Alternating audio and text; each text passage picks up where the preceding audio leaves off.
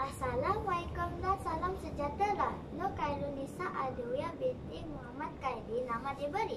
Saya berumur 11 tahun. Saya mendapat pendidikan awal persekolahan di Sekolah Kebangsaan Layang-Layangan, Wilayah Persekutuan Labuan. Kod sekolah saya ialah WBA 1012. Membaca buku adalah hobi saya pada masa depan. Cita-cita saya pula ingin menjadi seorang guru. Hari ini saya ingin mengulas tentang sebuah buku yang bertajuk Terima Kasih Ibu.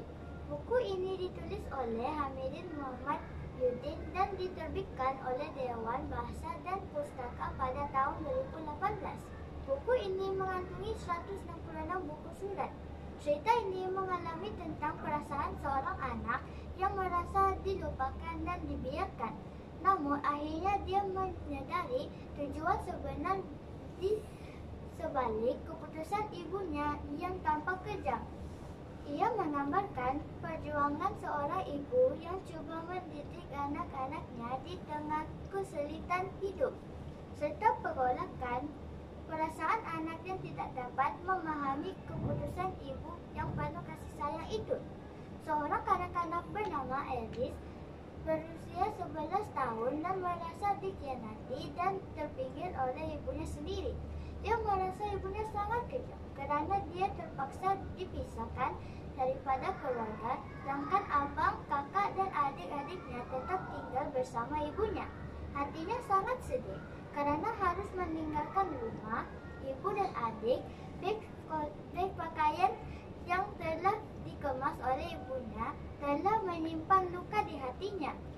Dalam kesedihan itu, Aris berfikir untuk lari dari rumah dan membiarkan ibu merasa sakit yang sama. Masanya telah tiba. Aris akhirnya sampai di pusat jagaan anak-anak yatim, tarik dan miskin. Pusat itu menjadi tempat baru baginya, jauh dari keluarga dan kehidupan yang dikenali. Aris terpaksa berpisah dengan mereka semua. Dengan hanya sekali-sekala berjumpa, di sini dia mula memahami sebab di sebalik keputusan ibu untuk mendaftarnya ke pusat tersebut.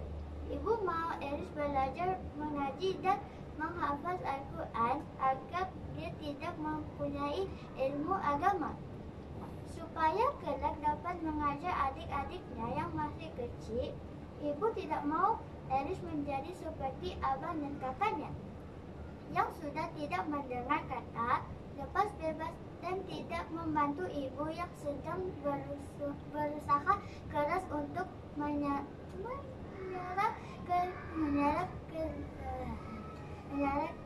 keluarga setelah kematian ayah. Sebelum pergi Puan Jamila memberi pesan agar Aris belajar dengan bersungguh-sungguh dan berjanji untuk selalu melawatnya.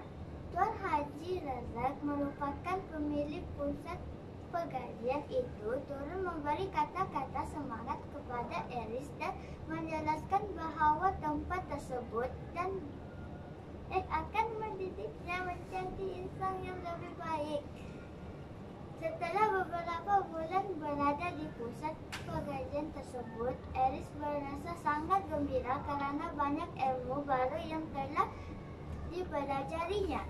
Dia sangat berterima kasih kepada ibunya kerana telah mendaftar ke pusat pengajian tersebut. Barulah dia faham tujuan sebenar ibunya adalah untuk menjadinya seorang anak yang berguna dan berdikari. Sekian perkongsian cerita daripada buku ini yang bertajuk Terima Kasih Ibu. Sekian, terima kasih.